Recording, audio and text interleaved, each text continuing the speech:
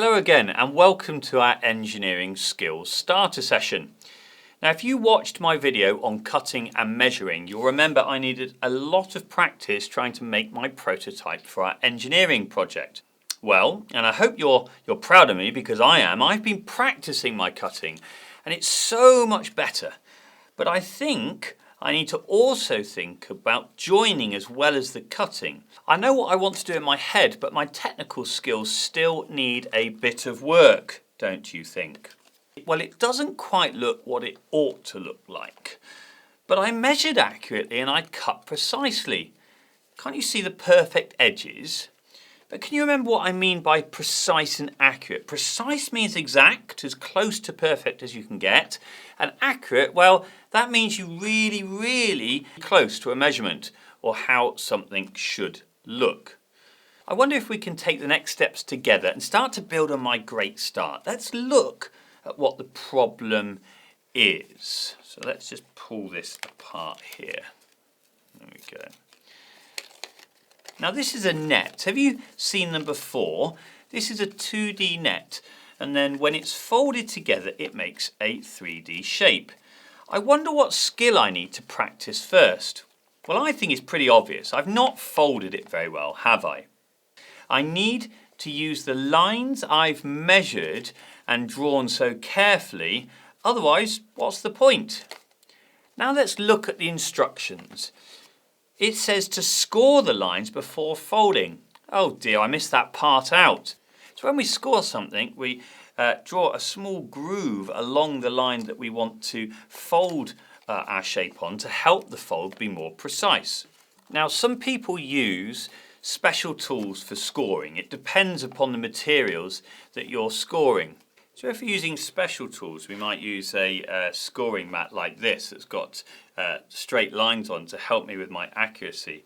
But today we're just going to be scoring paper, so we can use a ruler and a sharp pencil.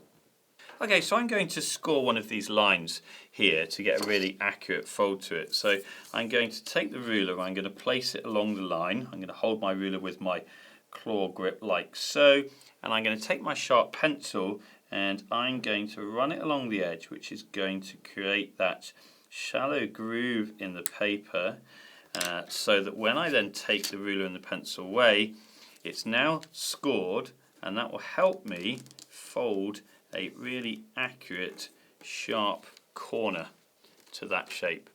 Time for you to have a go. This will give you a chance to practice your cutting skills too.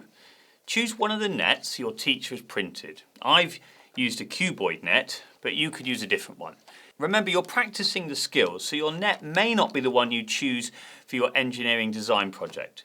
Can you see what it is that's wrong here? What mistake did I make? I told you nets are tricky. Well, let's get it right together, shall we? Watch. Cut all the way around the perimeter of the shape, including the flaps. Don't cut them off. They're really important, as you will see. Have fun. See you shortly.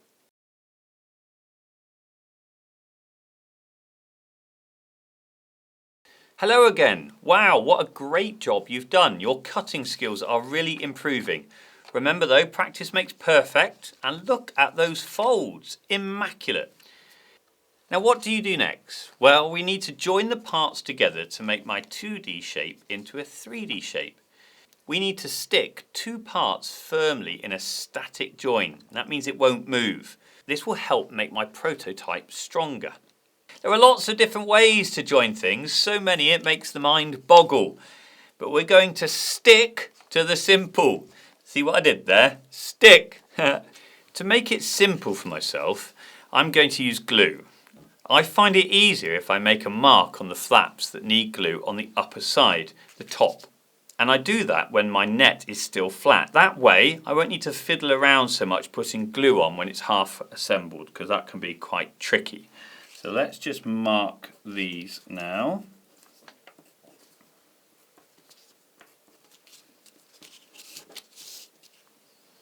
Okay, here we go. So we're going to put some glue on the flaps in a second, and we can see how they're going to come together like so. So let's put the glue on to the flaps that we have marked with the net still flat.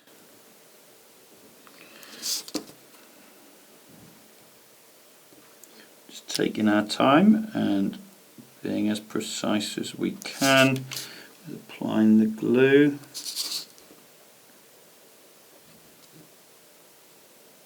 Like so. Last one there as well. And now we're going to, let's put the lid back on that. And now we're going to bring these flaps together. So that one can join to that one. That one can join here. Same on this side, and you can see how having scored our folds and then getting nice accurate folds, it really helps the shape come together more accurately. The final one is going to sit on top like so, and we will gently place those flaps, apply some pressure to get those to stick. Now I can cut, score and join a net to create a 3D shape, but is glue the only way to join? How many ways can you think of? How many different materials could you use to fasten things together? Here we've got a selection of different materials. We've got tapes, and we've got different types of tapes. We've got glues. I've got 3 different types of glue here. We could also use things like these split pins to fasten materials together, or elastic bands, or pipe cleaners even. We've also got some sticky tack and some clay here as well, which can also be used to join materials. So now I'm going to take you on a bit of a journey of joins. You see, different mechanisms and structures need different joins. Some that are static, they don't move, they make sure your structure holds its shape. Then there are dynamic joins. These move, they allow parts to move but remain fastened. See if you can identify which is a static and which is a dynamic join. Take these 2 Lego bricks, for example. Is that a dynamic or a static join? I'll give you a second to pause me and have a think. And if you said static, you'd be right. That's an example of a static join. What about this shoe that we might use when we're swimming or going in the sea? We've got a join here with the Velcro just to do the shoe up. Have a think, is that an example of a static or dynamic join? Well, actually, this is a bit of a trick question because it's both. What we've got here, first of all, is some Velcro that is statically joined to the shoe, but then we have the strap with, likewise, it's got a static join with some Velcro on, but the join that then that creates is actually dynamic because we can fasten it down and we can unfasten it when we need to take it off our feet. What about this? We've got 2 pieces of wood fastened together with some glue and some card. Is that an example of a static or dynamic join? Have a think.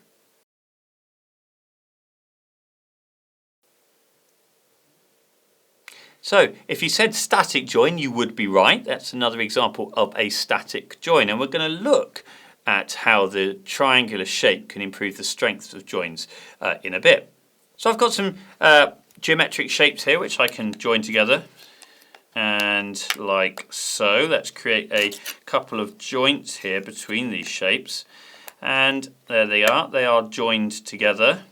But are these examples of dynamic joints or static joints? Have a think now.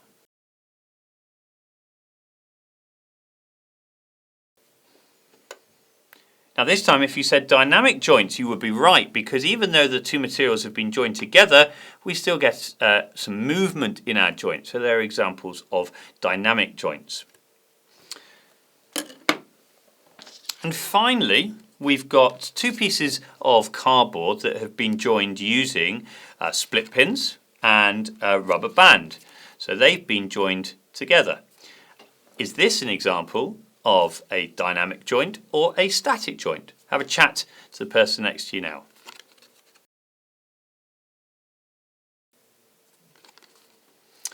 And if you said dynamic joint, you would be right. So we can see here that the materials have been joined together, but they've been joined in such a way that allows movement still. So that's an example of a dynamic joint. So just have a think for a moment. Have you seen examples of these types of joint anywhere in the world around you, whether at school or at home? Just have a think for a moment, pause me and have a discussion with your partner to see what examples you can think of that you might have seen.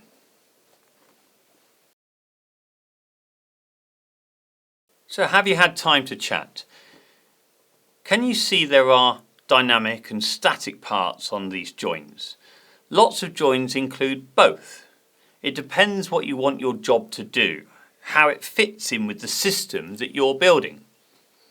Some joints can be seen in nature, and scientists and engineers observe and often mimic, that means to copy, these joints that they see in nature. So here's a joint from the human body, for example. And another, did you know that Velcro was inspired by nature also? This is an example of what we call biomimicry. Now, back to our task in hand. You've already practiced a static join. You fastened your net together, well done. That's one skill in the bag already. Now, there are lots of construction kits that you can use to explore joins further if you get the chance. For example, how do these bricks lock together? How do they fix together? Well, if you take a look at the top and bottom, the studs are pushed into the tubes, and this is called interlocking. The sides help to wedge the parts together. It's clever. Do you remember what kind of join we called this? What about this one? How do these pieces join? Let's take a look. You can see how the parts join together, like the Lego. They interlock and wedge together. But that's different because, of course, it still allows movement. It's a dynamic joint. How about these? How do these fix together? There are lots of other kits out there for you to explore. Take these, for example. How do these join together? You might not have these at school, but if you see them, take the opportunity to have a play with them and learn a little bit more about joints and how things join together. Now, I know something that might puzzle you, so get your thinking caps on. So I want to fasten this tube onto this box, and I want it to stand up like a column or a chimney. But how? The edge of the tube is thin. The glue would need to be super strong to hold it in place. So can you think of any ideas of how I could stick this tube to the top of this box? Have a think now.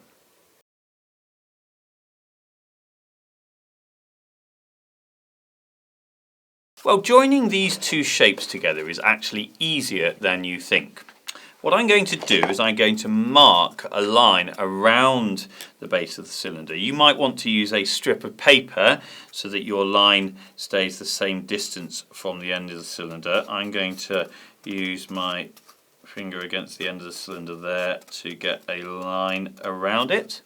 Now what I'm going to do is I'm going to take my scissors and I'm going to cut up to that line with a series of cuts. I'm aiming for approximately a centimetre apart here. I'm going to go right up to the line the whole way round, like so. Nearly back to where I started. There we go.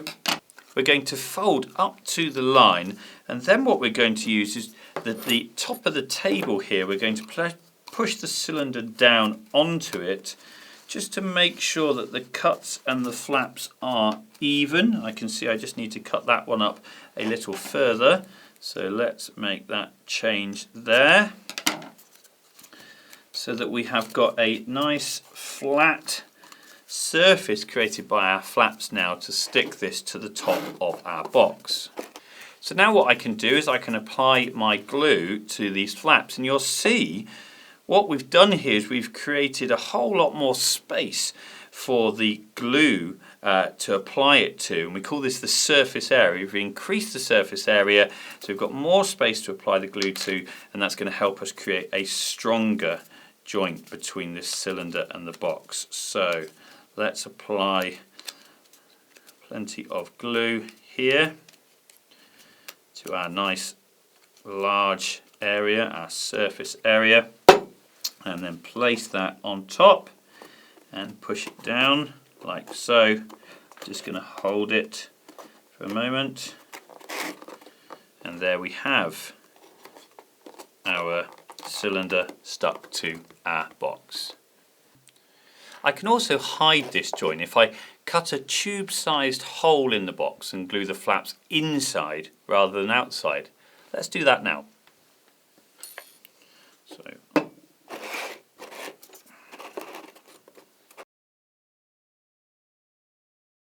So I draw around the cylinder.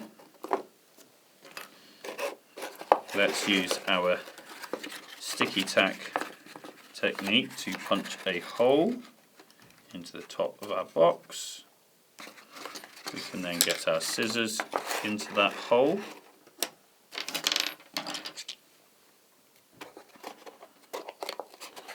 And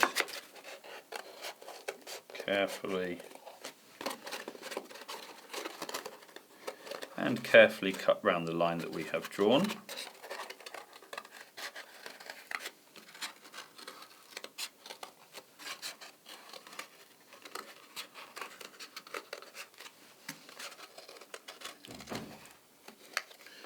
And then we can place our cylinder up through that hole, and instead of applying glue on the bottom of the flaps there, let me just check it's going to fit. It is indeed.